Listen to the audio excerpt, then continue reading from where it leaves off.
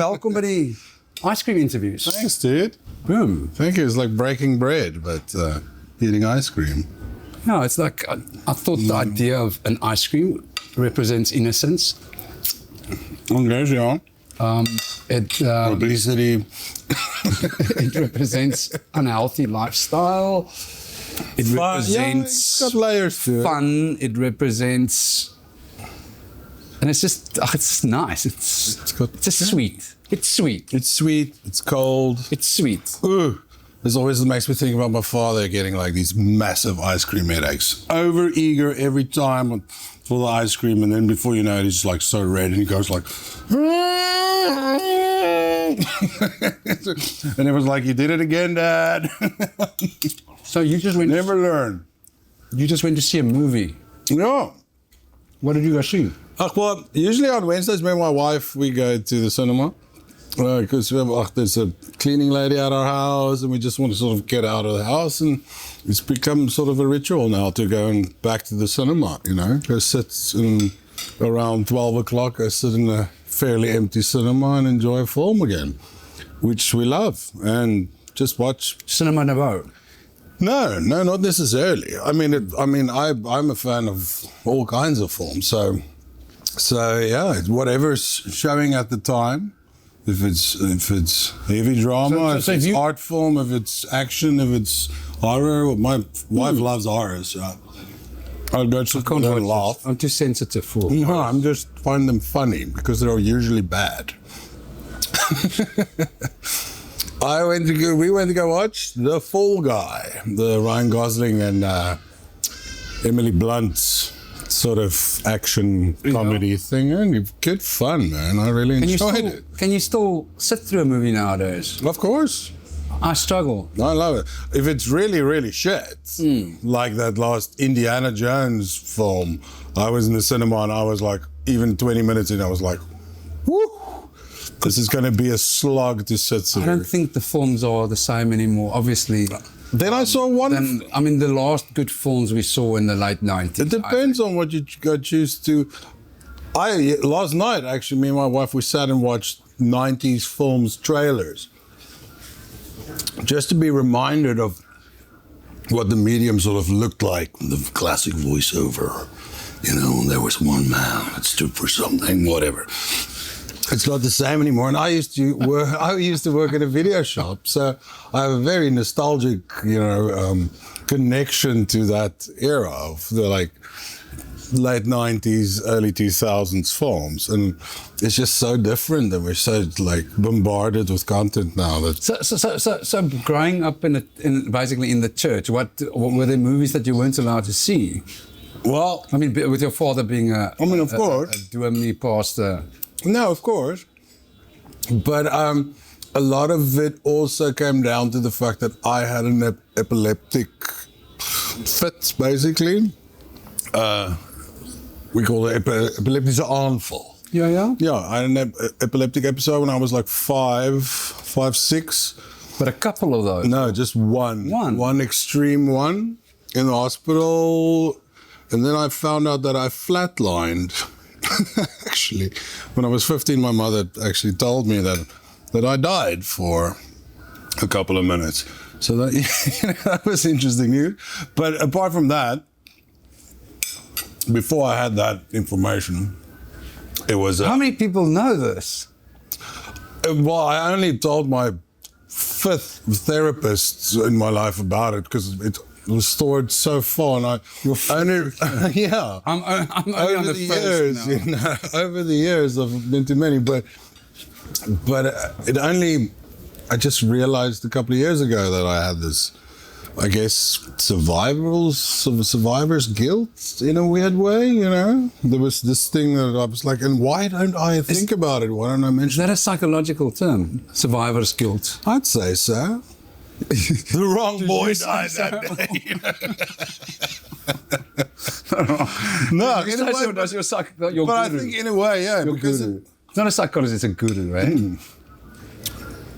Okay, whatever you want to call it, man. Or someone that listens and guides. Sure, psychological guide. But anyway, back to the movies. So there was a lot of like flash imagery stuff that I couldn't watch for years, just because I had to go through these treatments that put like gel and electrodes on your hair, and you look in the film on your head, and you have to look into a light, and they measure your brain activity and see how you respond. So obviously, flashing images might be a trigger, etc. So yeah, there was a lot of stuff that and obviously a paranoid parents in a way in that course of recovery after that epileptic fit. It was like, oh, it's flashing images, close your eyes, you know, with a fear of me getting another one. So yeah, that was so that even classic films like Never Ending Story I only watched when I was like 10 years old. Although my siblings could watch it, and it was, you know, I wasn't allowed to watch because it might be too traumatic for me to, I don't know, mentally handle it or something. But also my father, being a minister, he was actually on the, what do you call it? Yeah, the age restriction board. But then it's not a minister of electricity. It's a, no, it's a minister. Minister of brain activity. No. No, he sat on the board to age restrict films. So you watched a lot. My father went to go and watch stuff, and they would decide together what the age restriction would be for these type of films. So it was interesting. So my father also enjoyed movies, although he obviously did he play records? Did he play vinyls like backwards? Go like, we can't listen to this kind of music. Masking. Backward masking. That's what they call it. No, it wasn't entirely like that. But yeah, so it took me a couple of years before I really realized that I love film and music, because I wasn't really allowed to. And I was strangely afraid of watching things because I was told that it might trigger my epilepsy or whatever. But I outgrew it. It's very strange. Wasn't supposed to play rugby. Do you think it had an effect on your life today? Of course. Mentally? Of course. I think also because after the, you know, I only realized this obviously years later, or a couple of years ago, that obviously my mother was very, like, precious about me, and I was constantly like comforted and kept away from things because of the fear she had of me falling into that. So it was all gekoester, you know. I was nurtured in that notion. So I'm still a bit of a mama's boy in that sense. So I'm not very good on my own. When I'm on my own, I just get self-destructive. And that definitely has a correlation. Because I'm so used to, because I was kind of abandoned. I need someone. So I'm like, I know, how to take care of myself. That's kind of like, that's my thing, is I become destructive if I get that feeling of abandonment. Oh. I was left in front of other people's house in a casket, so. No, I was not in a casket. In a casket.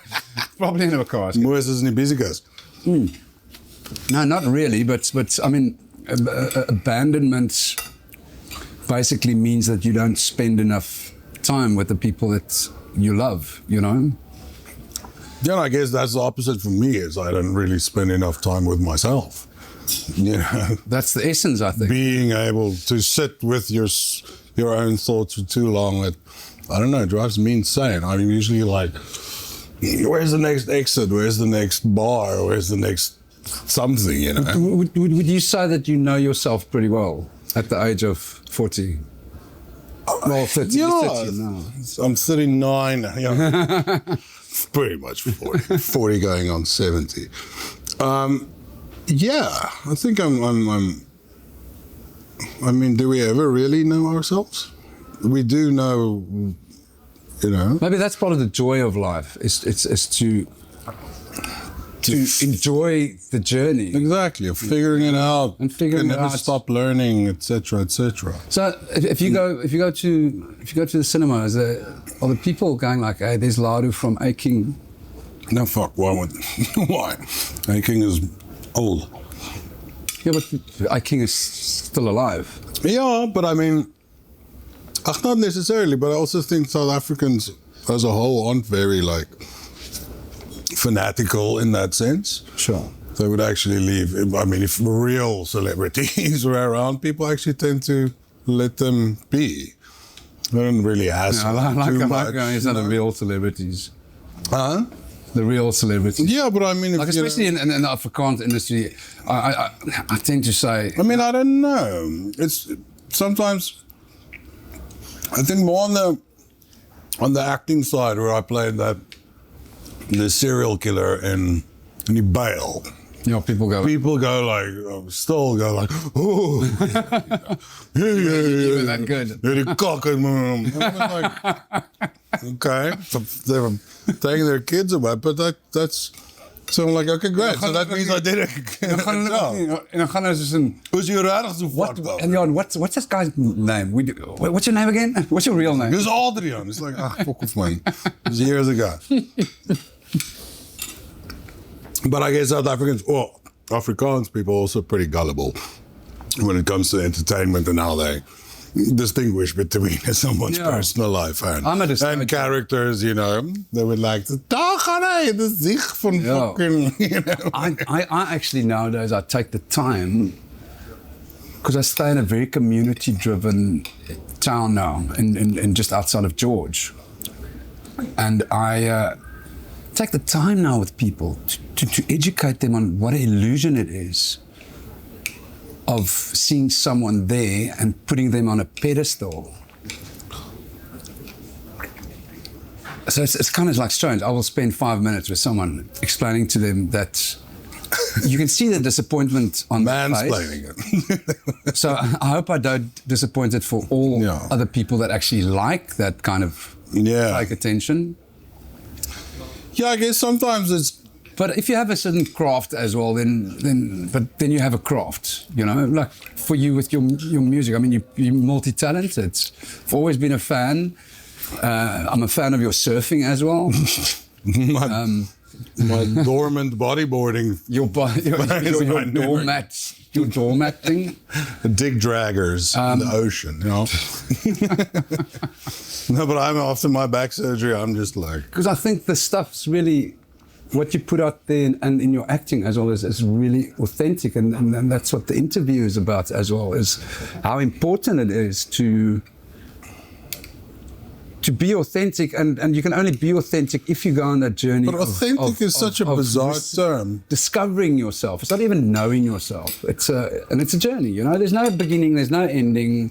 No, sure. It's just a breath in the moment that you kind of discover stuff by observing. You know, but it's so strange that we have a term for it. That you know, being yourself, being authentic. It's like, you know, that we're so clouded and covered in facades and masks, boxing, you know, unboxing stuff, and that there's actually a term for you just being who you are. You know. So I don't know, I guess that's also the part of the journey. Especially with the acting stuff, it's nice to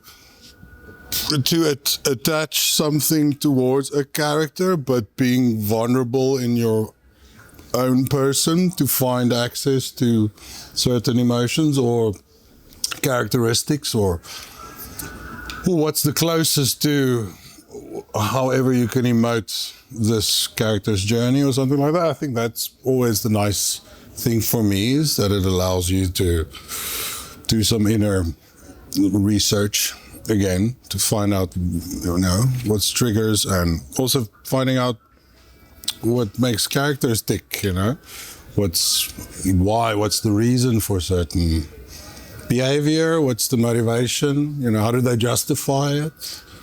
Because not everyone's inherently bad. People do shit because they feel like they have to, or because they were traumatized or hurt, and this is the way that they find peace, by doing terrible deeds. Have you ever been in a place where you didn't like yourself? Oh, a lot of times. No, of course. But like really not like yourself. Not like, oh, I'm putting something creative out there I might be judged, I might be No, all the time. scrutinized, not in a way like that. I'm talking about waking up in the morning and go like, I don't like who I am. Yeah, a lot of times, actually. More often than not. And what's your antidote for that? What's your comeback for that? I don't know. I think because I do have sort of endogenic depression most of the time, it's kind of, you have to sort of learn how to identify the phases of, you know, how you feel. Because sometimes you go to a really sort of dark place, like everyone, but it's sort of finding ways of releasing that or to work through it. So obviously, like we all know, exercise and even meditation. I don't meditate really at all, but I do want to, because I know it'll help. It's a tough thing. You do train for it though. It's like yeah. It's like you start at a point, and you start at the basics. The basics. But the value that you get out of that is immense. Yeah. It's a science. No, It's something that your body needs. It's something that your brain needs. Something that your heart needs. It's essential, huh? It's essential like drinking water. Yeah, but it's about just interesting. about breathing and being present, and It's interesting how you've accepted your mental challenges. I'm talking about, you just I guess mentioned, you were just talking about depression. You went like, oh, well, I've got this depression. You're not embarrassed about it. You're not.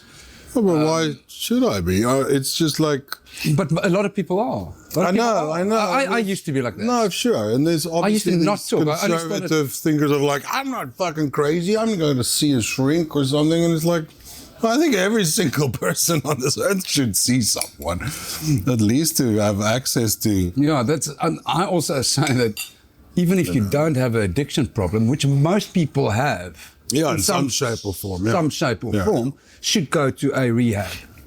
Should go for a 28-day but that's observation of themselves.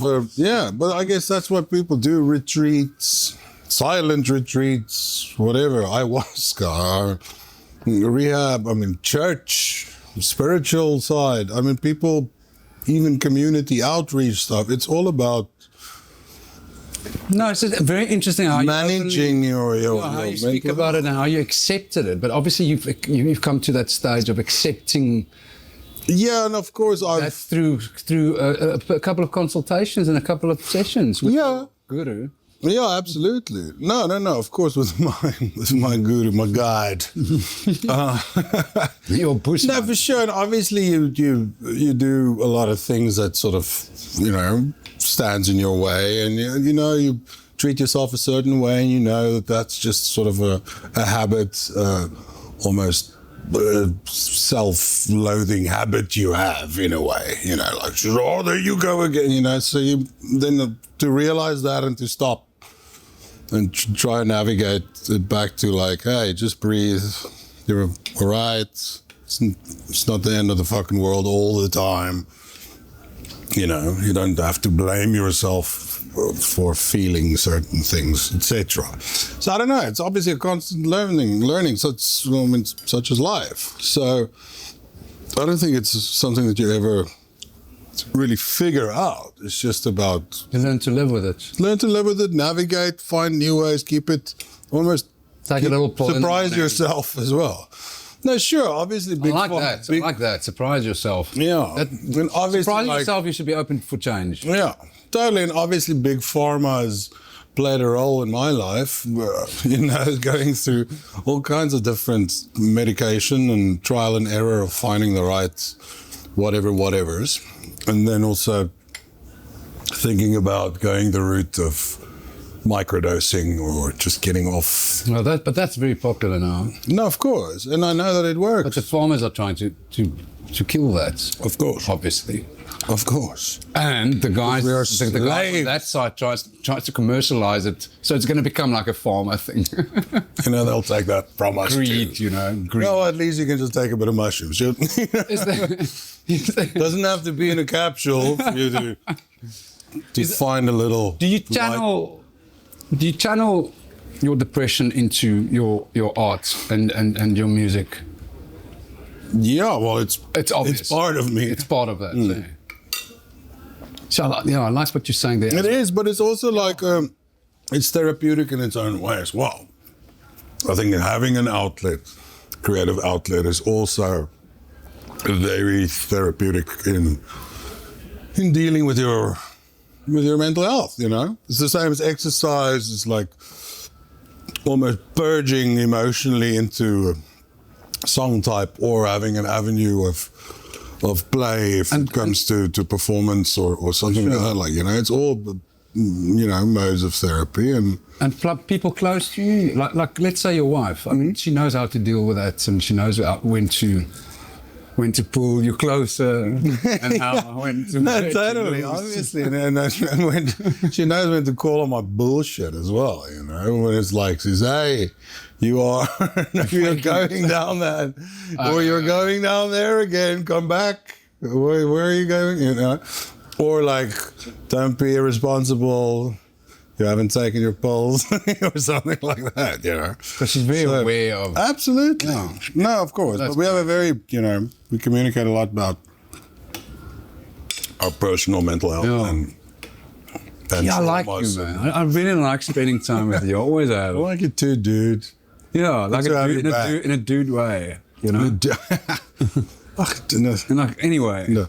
Let's not box it. Let's not box it. Let's not box. Let's not try feelings. Yeah. Let's not give it a name, man. Let's just let it be what it is. Let's talk about your new album. I was so excited because I thought it's like a full length Afrikaans. No. I did a couple of Afrikaans tracks, and then I was like, I don't know. I don't want to enter that arena just yet. So it's a project that's called Run Into Waves. You know, because the name is sort of, there's a playfulness to it. It also has quite a dramatic Ingrid Jonker vibe to it, you know. So and it's like life, you know. You like it. Go into nothing to ebbs do and with flows of nothing to do with actual body. So, but if you want it, you know, you can connect those two as well. But no, it's not so literal. So yeah, it's basically like, it's an EP, it's only 6 songs, but it started with me writing a track a couple of years ago. I mean, I was in lockdown, I wrote a song, and I sort of bounced it back and forth with Fred and Hartog over the phone, doing little voice notes and stuff, and sort of let it rest. I thought it was just like a nice little outlet to be creative while you're stuck at home. And then I wrote another song and actually recorded it and went to studio, and then it was sort of, I think it's a strong song, it's more of a ballad, but there's no point in releasing one song.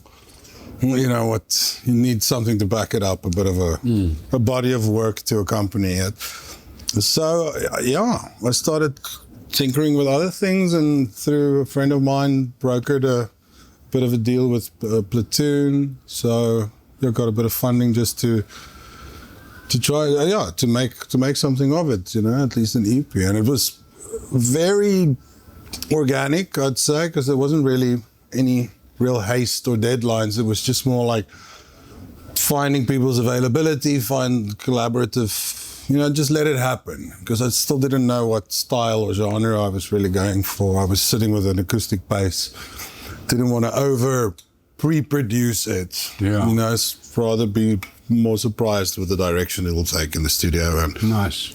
And it sort of came together, and now we're at the sort of the launching phase of loading it up and releasing a couple of singles and putting it out there. But it's like a passion project, start up in a way, because it's not like I'm going to be able to gig it at the moment. I don't have a band or an outfit together, and it's only 6 songs. So I'll just see what the response is, and if there's You know, if there's a good response, then the last tour you did was with Frank and the guys with It Kreef. Yes, yes. That was more like a theatre production. Yeah, that was that was brilliant. And at the moment, any live gigs? Nothing. Just your solo act? No. I stopped doing the solo stuff. I did that last year, and it was actually quite emotionally draining. And I also should not travel by myself, as I explained. You know, I'm just sort of like me alone in the hotel, and you know, it's just like I eat my own head type of situation. I just perish. I need to chew on this, because I think I find myself in those situations too much, and then I think it's fine. But maybe I need to share it with someone at least. You know, it's fine being in a sort of a duo, because you can at least, you know, you can navigate. But when you're on your own and you're playing on your own, maybe I think it just becomes this weird of, is this fun? Yeah. Is this why am I doing this type of, you ask yourself a lot of questions. You know, maybe I think I don't deserve someone else's. Yes, okay, well that's maybe I do. I'm just more like Suzanne. Anyone? I'm going to speak to my guru about this. Yeah. Unpack that shit. No. That's part of this shit that we think of when you think you're not good enough. Yeah, no, totally. When you don't like yourself. Yeah. You might subconsciously think like, I'm going to sit here alone because I don't deserve someone. Yeah, exactly. Because you deserve to be alone. We laugh about this shit. No, it's true. But I find it quite funny. You know, I find the humor in those darkness. You know, the tragic cry about it. Exactly. So let's laugh about it. Yeah, laugh until you cry about it. For me, it's really nice to start talking about my demons, and I feel free, I feel light, I feel like I don't have to hide stuff anymore. Well, I feel like I can just be myself. If you get to know them, you can at least be able to, I don't know, steer them in directions, or acknowledge who they are, or, you know, you can deal with it, or you can, you can at least navigate some sort of. What's the best way or the easiest way? Let's rather say the easiest way for you to I haven't had ice cream in a while. Yay! Oh, you're on a sugar rush now. Sorry. A little sugar rush. What's the easiest way for you to maintain being your authentic self? That is a bizarre question. Yeah. To maintain? I don't know. I think because I've never really had a structure. I've never really had a career or a device to have order in my life. Sometimes it's nice to just get a section of systematic order. Yeah. You know? So you've got chaos. There's something too that you can feel proud of and reward yourself, you know, in a healthy way, you know, instead of going like, yeah, man, let's party or something. Reward yourself for just chilling, you know, for being with yourself and present and stuff. So it's a great answer to a bizarre question. It is a bizarre question. I don't know what is the right answer for it, but for me, it's still the journey of discovering how to reward myself in the right way, or like at least stick to a bit of a structure. So it's kind of like if you talk about rewarding yourself, then I'm talking about like. Not every time when you do something, you go like, you know. But what I'm saying is it connects to gratitude. Yeah. Because when you reward yourself, you are thankful for a certain outcome. Yeah, I guess. Of something that you created or something that you achieved or something that you did? Yeah, I think at the moment in my life, I'm just sort of, I'm sitting in a fairly like calm position when it comes to work-wise, with the excitement of a new project coming out, which is more passion-driven. And I know there's not a lot of acting work, but at least I had some work that's sort of just a financial foundation for me to just not stress my tits off every day and going like, what, you know, am I ever going to work again, or am I, you know, because that usually drives me totally insane, as I guess creatives you know, tend to get. But such a I think now it's sort of the thing of taking the responsibility of, it's almost like, I wouldn't say enjoying the moment, but it's almost like to be grateful and be calm, and there will be, you know, tribulations and trials coming up. So when you're feeling good and when you're in a good space, you should relish in it and take care of it for as long as you can. I think it's more important. Instead of like I said, like, you know, like, reward yourself by being calm, in a way. By being, my head's actually just above water for a while. Just to breathe it in, you know. Breathe it in and remember that life is, it's ebbs and flows. And if at least you can attach the sort of a memory to it, you can strive to get there again, or at least work towards that again, you know.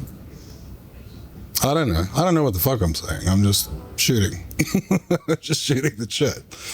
Okay. But that's sort of where I'm at now. It's just like, because I tend to get so down and out sometimes that I'm like, you should remember that it's not always going to feel like this type of thing. You know? It's not the end of the world all the time. Tomorrow's a new day. Yeah, exactly. Or just... No, and embrace it. Embrace the Zen way, you know, embrace the suffering, use it and learn the lessons. Yeah, sure you know it is, and you know it's going to be again, and you know, but when things are calm, cherish it, embrace it, be present in a way. Observe, yeah. And eat ice cream. Eat ice cream, I guess, if you feel the need. Reminisce. Thank you so much for your time today. Hey, my bro. Is that it? We're going to catch up. I've only started now. You got to catch a plane. No. What? The batteries are dying. My batteries. Cameras are dying. Great. We are all dying. So are the cameras. Pretty soon AGI will come around, and then we'll just leave it all in the hands of the artificial ones. Donkey buyer. Live simply, travel light, and always see the wonder, and learn how to stand up on a surfboard. Hey, that's my next step.